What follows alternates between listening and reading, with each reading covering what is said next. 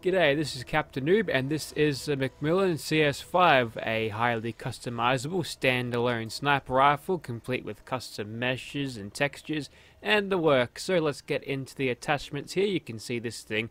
Obviously you've got the receiver for its first little upgrade here, so this thing goes all the way to up to advanced, which gives you 603 damage, which is absolutely beautiful for a bolt action rifle. This is sort of on the grounds of what the hunting rifle should have been, maybe at the 50 cal mark, but let's not talk about that. For the barrel, you've only got that one long barrel there. Maybe future revisions of this mod will include more barrels, but for now the long is the only one that's there.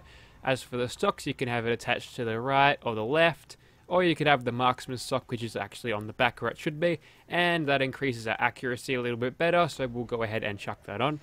Next up, for the magazines, you've got the standard magazine, and a large magazine and a quick eject variant for each.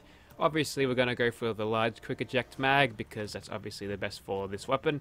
So for the sights here, you've got the standard or glowies and a whole bunch of scopes for you to use. I think anything above ×4 here is a scope that you will transition into a scoped view. This one here is see-through, but I do not like the reticule on that, so I'm not going to use that. I'll just use this, even though I find the medium scopes to be a little bit over the top, but it definitely looks better this way, so I'll definitely chuck that on. So for the muzzles here, it is my understanding that this weapon by default has a built-in suppressor into it, so we'll definitely chuck that on. But there is a flash hider and a compensator here if you feel inclined to use those instead. And there's also a damage modifier here if you feel this thing isn't quite doing it for you, including all the way up to 4 times, and if you think this weapon is too powerful, you can actually lower that damage, which is interesting.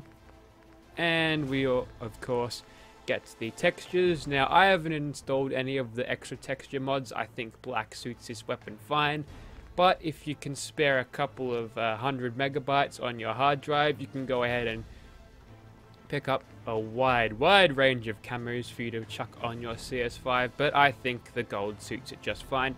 And of course the obligatory legendary effect slot there. We will not chuck anything there as usual, and we'll get straight into Gunners Plaza now. Now, for a little bit of Captain Noob behind the scenes stuff here. So every time I go into Gunners Plaza here, I usually just fast travel out the front. And then what I do is I put Robbie Williams on full blast listening to Angels while I slaughter all these gunners. No, just kidding, I just put in the kill all command and then just TCL my way to the top here because I got no time for killing all these gunners. Plus my crit bar is already filled. Righto, so here we are in the Gunners Plaza as always, and this is a good time for me to showcase the animations of this weapon because obviously the animations are created by a bloke named War Daddy, who is a particularly talented animator for this game, and he's actually put out a bunch of cool reload animations for your guns, which is good.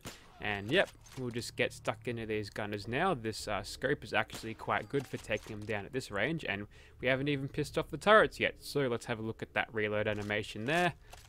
Nice. Now, it's probably going to be a little bit slower for you if you haven't got the quick hands perk. Oh, I actually hit her.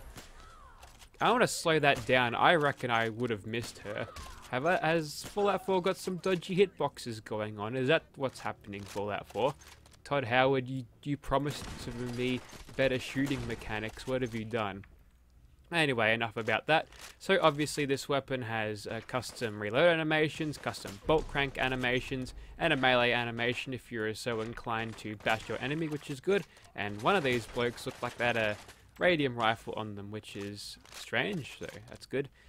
We'll get to sniping these gunners once again.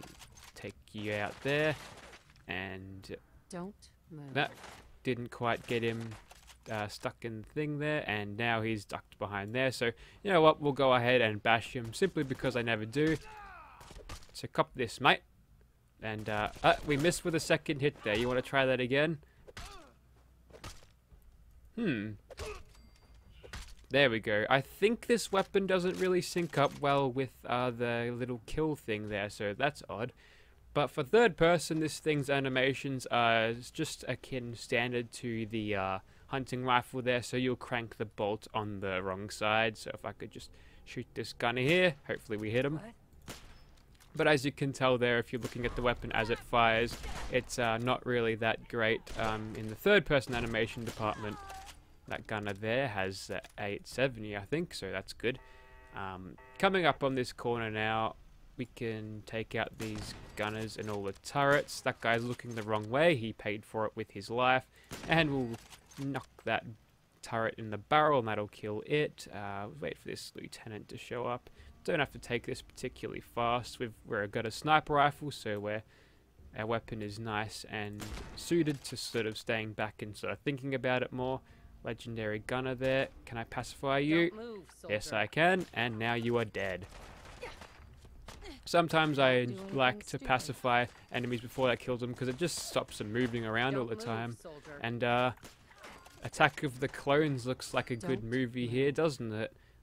I think what Bethesda could do more is just make the gunners or just NPCs in general different. Maybe like on an algorithm thing, because I've been shooting this gunner chick for the last bloody 2 years of my life, and I'm getting tired of seeing her face.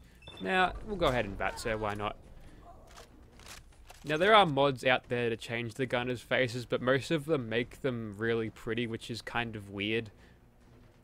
I don't expect gunners to be running around looking like supermodels, but if you like that sort of thing, then you can go ahead and do that.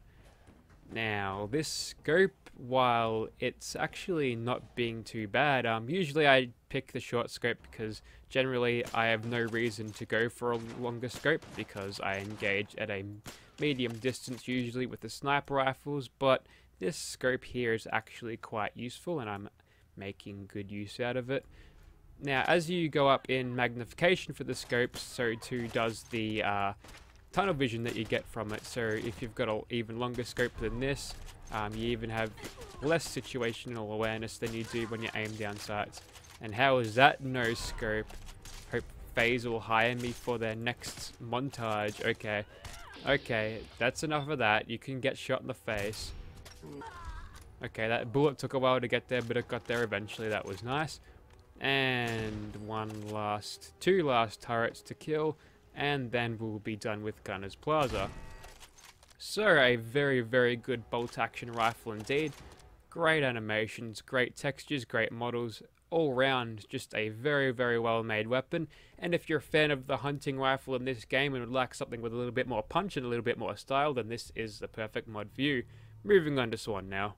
Righto, so I figured this thing with its great big scope on it, I think we'll be able to take out Swan from a very long distance away, so we'll go ahead and start shooting at him. Only problem is he is currently aggroed by, I think, a bunch of raiders down there, so he's not going to be completely susceptible to sneak attack crits, but we can make up for that. I think he's actually gone ahead and taken them all out, so that's very good. We can just get consistent shots on his face, and maybe a little bit of luck with the sniper perk with the knockdown. I think we can take him out. Very, very good indeed. Now, for previous knowledge of this gun, obviously Battlefield 4 had this weapon in it. Maybe it was in one of the DLCs, but I'm not entirely sure when it exactly came into lifespan. I remember pretty late actually, so yeah, this was a sniper you could get in Battlefield 4, and it had an inbuilt suppressor on it, so it's kind of like the ASVL in that way, which is nice. Maybe if you're going for a sneaky stealth build and you've had access to these modded weapons, the ASVL will go quite nicely with this weapon. One for up close and one for heaps far away, although I'm pretty sure this one is Western. I'm not entirely sure where this thing comes from, but I just get the feeling that it is. Anyways, that was Swan dead. I think we'll go ahead and chuck on some legendary effects onto this just to spice it up a bit and take on another monster. Alright, so this thing is now fitted with the two-shot effect, which means it's going to do well over 1,000 damage at this point, which means this ghoul should probably die nice and easily. So let's get stuck into him. Excellent, so we've nixed about half of his health there. Only problem is he'll go straight to mutation station, so we're not going to see much of that effect now, but I believe we can take him out with this last shot here. Don't need to overkill on the crit, but now he is dead. So definitely a great weapon when you've got the two-shot effect on it, but I think there's another sniper weapon, or a sniper effect that works just as well, so one more legendary effect and one more monster. Righto, enter the instigating CS5. So there is the Mirelurk Killclaw Overlord there. We've got a bunch of crits ready to hit him with, so we should be doing about 1400 damage with this thing. With its sneak attack crits there, maybe even more with the multipliers, but with just the instigating effect alone gives you 700 times 2, so 1400 damage, which is good. Problem is though that this guy's got quite the large health pool here, and he is rather resistant to being shot in the face for a Mirelurk, but unfortunately for him we can go ahead and hopefully knock him down. Can we get that done? We're being spat at by this one. I think I want to get rid of you, simply because if that one detects me, then the big one will. So we've got a cheeky little Grim Reaper sprint from that, and we can go ahead and get 4 really quick shots on him there.